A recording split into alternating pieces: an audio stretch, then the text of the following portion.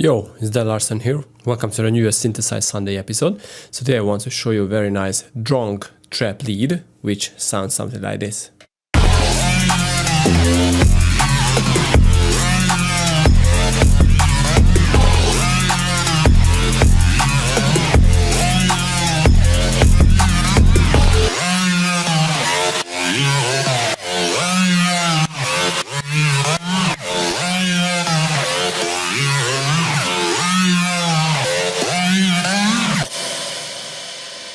Okay, so this is the lead, and the coolest part in this is the portamento, at least how I use the portamento, because as you can see I used a lower note where I can use it, to save some time and some editing to, this will make something like this.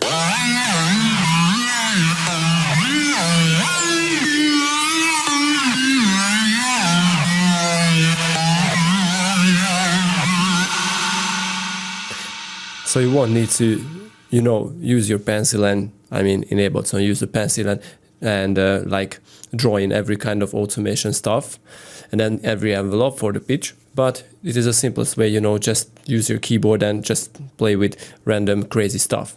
So this is the first thing, and the patch itself is pretty easy. I use an OTT, an EQ, and the compressor is here only for the sidechain and the limiter. So it is a very simple setup, and the Serum, the synth itself, is again very simple. So this filter only just makes the top end a little more easier to listen to.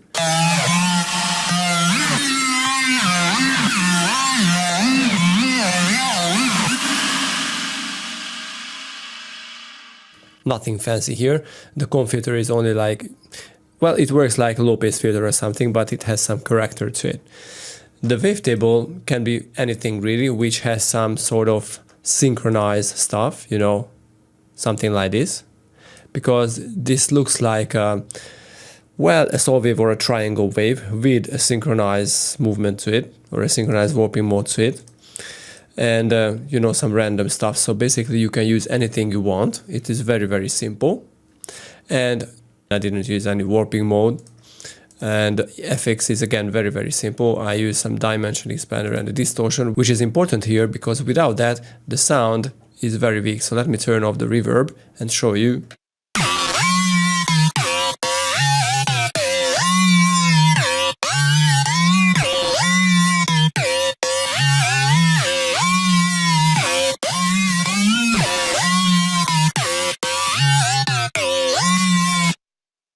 So if you want to make cool trap leads, you definitely want to distort it to reduce that very digital synthesizer kind of sound and add some very nice, harmonics, very nice crunch to it.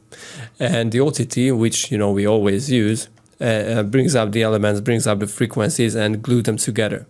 And an EQ here is again a very important thing because, it was a bass sound previously, so I chopped off the very lows and I boosted a little on the middles because the OTT always tries to even out all the frequencies, but we want to have some more middle frequencies.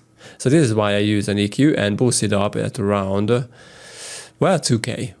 Okay, 2K. And the chorus, it just adds another type of maybe more voices, but it acts similar to what we made with the distortion. And the band reject filter again does the same what I showed you with the comb filter.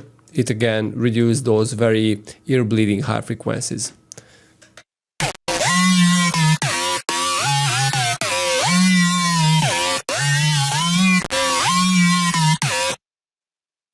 Okay, and this is all.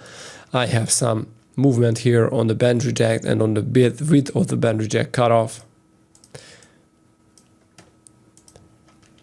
Oops, I forgot to add back. I think it was an asymmetric plus minus, so it is not very important because it doesn't do too much to it. I don't remember which warping mode I used because I remembered I didn't use, but I did. Anyway, let's use an asymmetric minus. The wavetable position, very, very slight wavetable position, and the cutoff. Okay, so this is very, very simple. And the first LFO that just moves the chorus bit because I modulated it with like only one, so it adds some, it basically acts as a tremolo or a I don't know how to call it, but anyway, you know, it's an LFO which drags the pitch up and down to make it more drunk. I mean, to make the sound more drunky. So this is all here, and there is only one thing I want to talk about, is the LFO 3.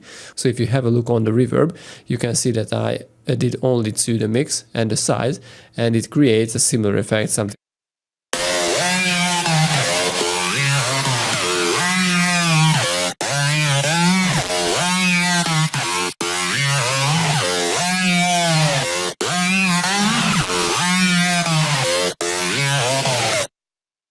You know, it creates some very nice and random kind of feel, because we wash out the sound at the end of every bar, which is, to be honest, a very common way to make a very nice trap leads. And this is what I did here too, but not in this drastic way. So let me pull it back.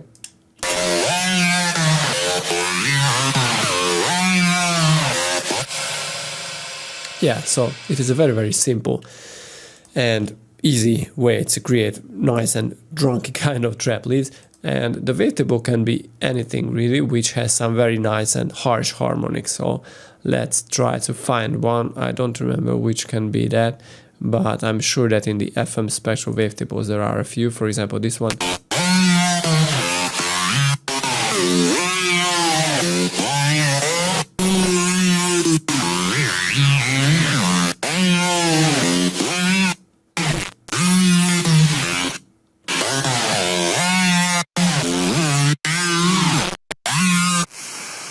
So as you can see, the wavetable can be anything which has some huge harmonics.